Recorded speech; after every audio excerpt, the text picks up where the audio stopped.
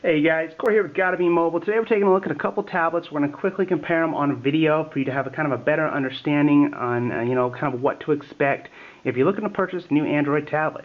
So what we have is a LG G Pad 8.3 versus a Samsung Galaxy Tab Pro 8.4. So you can see they're both, not 10, they're not 7 inches, they're kind of an in the middle 8.4, 8.3. So it's kind of a perfect size of portability but not too small. And I mean, as you can see, they're both very similar in size. They both have the very thin, sleek bezels on tops and, of course, the sides. And then another thing is they both just have excellent displays. We have a 1920 by 1200 full HD display here. But then on Samsung, they've really stepped up. The Galaxy Tab Pro 8.4 has a 2560 by 1440 QHD, just almost 2K resolution, and it looks gorgeous. It really does. It's a great display. It looks awesome. And the LG G Pad was one of my favorites, but Samsung's display is just it's really good. You're definitely going to enjoy it, and it's worth kind of the additional price. Now this is $399 out the gate. The G Pad is $349, but it's recently been dropped to $329.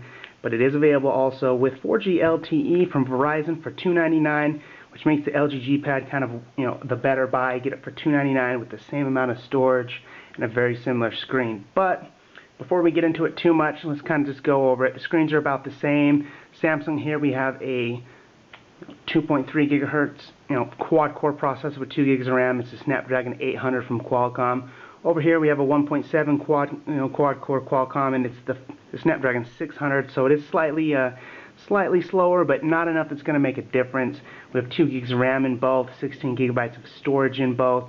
Beautiful HD displays. I mean, they both have stereo speakers on the bottom, quality front and rear facing cameras. So there's really a lot going for both LG G Pad 8.3 and the Samsung Galaxy Tab Pro 8.4. Real quickly here, we're just going to go over it a little bit. We have Android 4.4 KitKat here with Samsung, although you'd never tell because they kind of have this magazine UI that kind of has changed the entire look and feel of stock Android. You can kind of move these around and customize what they call the magazine UI to give you news and sports and Facebook alerts and anything you want kind of right here on your screen. And then I added this Google bar here because for the most part you can't really tell it runs Android unless you get into kind of some of the settings. There's this tiny little Google bar down here, and that is it. So that you can't move that around. You can't add Google Now to it, but I mean obviously Google Now is kind of built in with search for those that want it. But once you slide in here, you'll notice some of the major changes here from Samsung.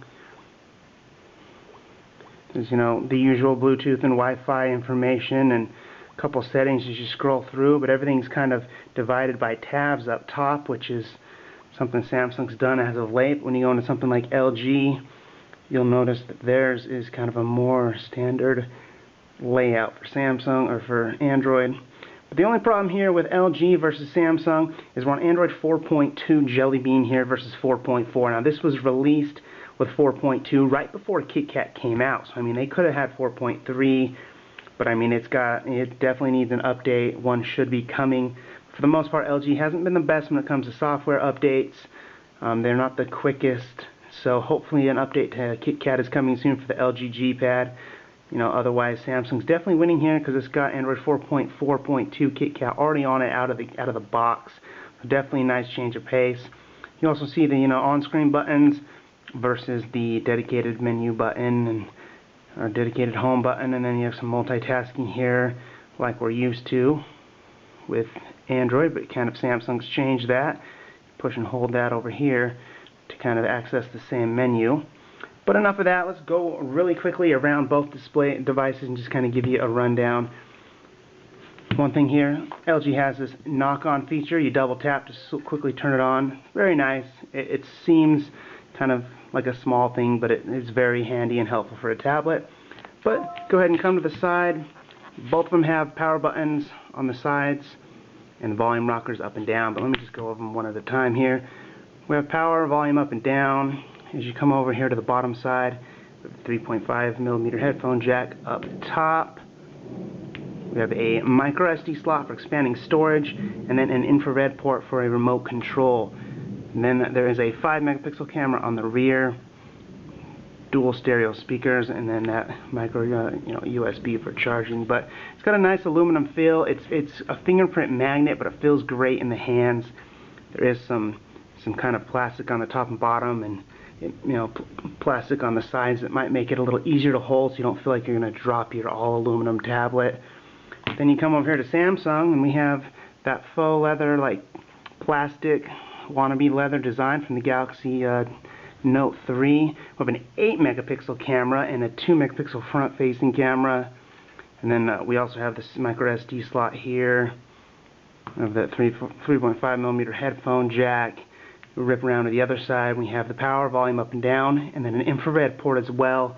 So both of these can double as a remote control for your television. Then down here we have the stereo speakers as well and the charging port. So there's not a lot going on here. They're both very similar with features, options, and layouts. The only thing when it kind of breaks down is Samsung's got a slightly better display, it's got a faster processor and a better camera, and the latest version of Android. So you put that all kind of in its perspective, the Galaxy Tab Pro probably offers a better experience, but it is $399 versus $299 for the LG G Pad from Verizon. But just a quick look here at both of these tablets.